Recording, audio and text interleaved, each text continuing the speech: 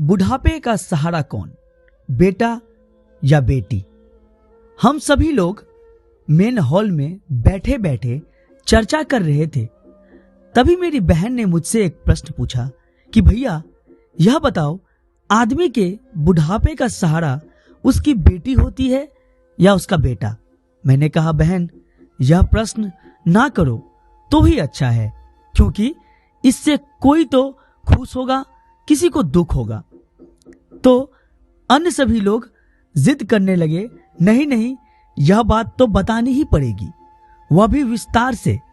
मैंने कहा तो फिर सुनो, बुढ़ापे का सहारा बेटा या बेटी नहीं, बहू होती है। जैसे कि लोगों से अक्सर सुनते आए हैं कि बेटा या बेटी बुढ़ापे की लाठी होती है, इसलिए लोग अपने जीवन में एक बेटा एवं बेटी की कामना जरूर करते हैं ताकि बुढ़ापा अच्छे से कटे। ये बात सच है कि बेटा ही घर में बहू लाता है। बहू के आ जाने के बाद एक बेटा अपनी लगभग सारी जिम्मेदारी अपनी पत्नी के कंधों पर डाल देता है और फिर बहू बन जाती है अपने बूढ़े सास ससुर की बुढ़ापे की लाठी। जी हां, मेरा तो यही मानना है। वो बहू ही होती है जिसके सहारे बूढ़े सास ससुर अपना जीवन अच्छे से व्यतीत करते हैं।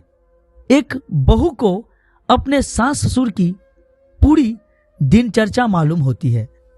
कौन कब और कैसी चाय पीते हैं, क्या खाना बनाना है, शाम में नाश्ते में क्या देना, रात को हर हालत में 9 बजे से पहले खाना बनाना है।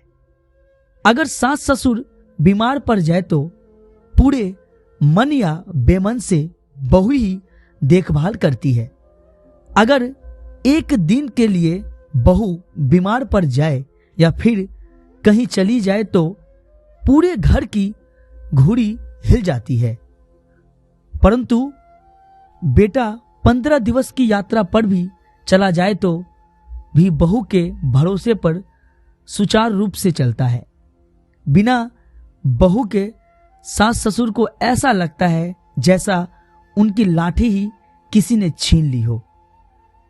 वे चाय नाश्ता से लेकर खाने के लिए छटपटा जाएंगे। कोई और पूछने वाला उनके पास नहीं होता, क्योंकि बेटे के पास समय नहीं है, और अगर बेटे को समय मिल जाए भी तो वो कुछ नहीं कर पाएंगे, क्योंकि उसे ये मालूम ही नहीं है कि माँ बाबूजी को सुबह से रात तक क्या क्या देना है, क्योंकि बेटे के जन सवाल है और उसकी जिम्मेदारी खत्म।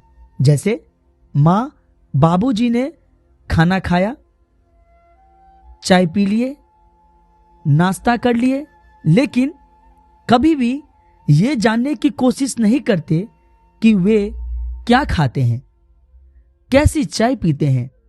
ये लगभग सभी घरों की कहानी है। मैंने तो अधिकतर ऐसी बहुत देखी हैं। तो अपनी सास की बीमारी में तन मन से सेवा करती है।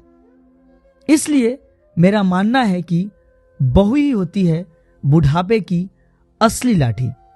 लेकिन एक बात और सच है, सास ससुर को भी मेरा राजा बेटा, मेरी रानी बेटी की रट छोड़ मेरी अच्छी बहू रानी की रट भी लगा लेनी चाहिए।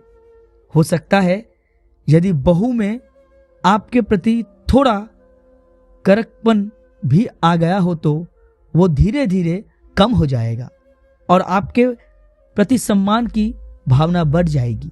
अतः अपनी बहू की कदर करें, सिर्फ कमियां ना ढूंढें, उसकी अच्छाइयां आज भी संदेश बहू की त्याग और सेवा को पहुंचाइए। बेटे एवं बेटी के साथ बहू को भी अपना मानिए।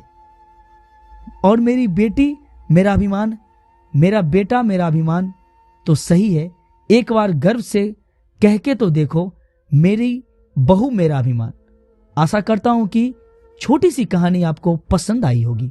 इस कहानी पर आपकी क्या राय है, हमें कमेंट करके जरूर बताएं। कहानी पसंद आई हो तो लाइक, सब्सक्राइब और शेयर जरूर करें। धन्यवाद।